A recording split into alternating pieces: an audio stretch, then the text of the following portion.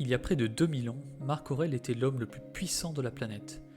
Empereur de Rome à l'époque où l'Empire était à son apogée, il avait le monde à sa merci et le dominait d'une main de fer grâce à sa grande et puissante armée. Bien qu'il soit difficile de concevoir ce que signifie avoir le pouvoir absolu, nous pouvons imaginer qu'il pouvait avoir toutes les femmes qu'il désirait, conquérir n'importe quel territoire et se divertir jour et nuit. Cependant, de nombreuses personnes puissantes, une fois qu'elles accèdent au pouvoir, perdent la distinction entre le bien et le mal et succombent à la perversion et à la corruption. Marc Aurèle était différent.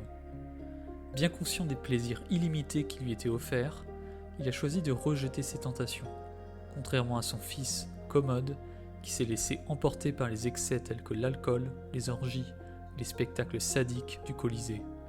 Dans ses notes personnelles, qui n'étaient pas destinées à être publiées, intitulées « Pensées pour moi-même », Marc Aurèle décrit son propre combat, ainsi qu'un ensemble de principes de vie inspirés du stoïcisme, en particulier des écrits du stoïcien Épictète. Épictète commence son ouvrage en disant « Parmi les choses qui existent, certaines dépendent de nous, d'autres non. De nous dépendent la pensée, l'impulsion, le désir, l'aversion, bref, tout ce en quoi c'est nous qui agissons. Ne dépendent pas de nous l'argent, la réputation, les charges publiques, tout ce en quoi ce n'est pas nous qui agissons. Ce principe, connu sous le nom de dichotomie du contrôle, est un concept fondamental de l'école stoïcienne. Il explique qu'il y a des choses que nous contrôlons et d'autres sur lesquelles nous n'avons aucun contrôle. Parmi les choses sur lesquelles nous n'avons aucun contrôle, il y a nos amis, nos collègues, nos partenaires amoureux, l'état du marché du travail ou de l'économie, notre nombre de j'aime sur Instagram, etc. Bien sûr, nous pouvons avoir une influence sur ces choses, mais même en faisant tout parfaitement, notre partenaire amoureux peut décider de nous tromper, notre patron peut nous renvoyer, ou quelqu'un peut voler notre bien le plus précieux. Dans ces situations, il n'y a rien que nous puissions faire, car cela échappe totalement à notre contrôle. Cependant, il y a des choses sur lesquelles nous exerçons un contrôle, telles que nos propres actions, nos opinions et notre façon générale de réagir aux événements qui surviennent. Imaginez qu'une pluie torrentielle survienne le jour de votre mariage. La pluie elle-même est hors de votre contrôle, mais votre réaction face à cette situation est entièrement sous votre contrôle. Vous avez le choix d'être frustré et de laisser la pluie gâcher votre journée, ou vous pouvez accepter la réalité de la pluie, ajuster vos plans et trouver de la joie dans l'inattendu. L'école stoïcienne comprend également des principes et des valeurs à respecter pour mener une vie heureuse. Marc Aurèle mentionnait la prudence, la justice, le courage et la tempérance. Selon les stoïciens, pour mener une vie bonne, il est également essentiel de comprendre les règles de l'ordre naturel, car selon eux, tout est enraciné dans la nature. Le calme stoïque est souvent perçu, à tort, comme un manque total d'émotion et un désintérêt pour tout, mais ce n'est pas le cas. Les stoïciens considèrent les émotions comme quelque chose d'humain, mais qui peut être surmonté par la raison.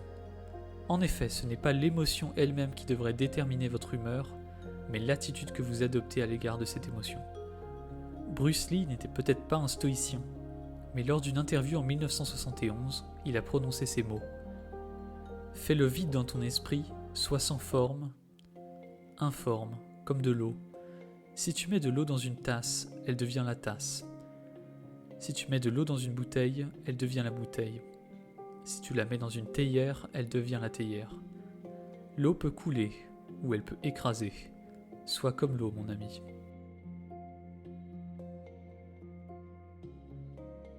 Bruce Lee expliquait qu'il faut être prêt à s'adapter à chaque situation sans rien forcer, avec spontanéité. Il s'agit d'être autonome, tout en étant ancré dans son environnement, de combattre l'adversité en s'adaptant. Cela signifie également ne pas s'enfermer dans une certitude figée, ne pas rester prisonnier d'une théorie, car l'eau est toujours en mouvement, et ainsi va la vie. Rien n'est figé, tout évolue sans cesse. Pour atteindre la paix intérieure, les stoïciens utilisent toute une variété d'exercices, comme par exemple la préparation au pire. En tant qu'empereur, Marc Aurèle pouvait être confronté à toutes sortes de personnes chaque jour, et il n'était pas tout agréable à traiter. C'est pourquoi il écrivait dans ses notes personnelles « Dès l'aurore, dis-toi d'avance, je vais rencontrer un indiscret, un ingrat, un insolent, un fourbe, un envieux, un égoïste. » Le stoïcien se rappelle également que la vie n'est que temporaire et qu'il faut se concentrer sur nos vertus. Ne te conduis pas comme si tu devais vivre des millions d'années. L'inévitable dette est suspendue sur toi. Pendant que tu vis, pendant que tu le peux encore, deviens homme de bien. La vie est courte, et il est important de faire de bonnes choses tant qu'on en a encore l'occasion. De nous concentrer sur les choses essentielles sur lesquelles nous avons du contrôle, et de laisser de côté les choses sans importance.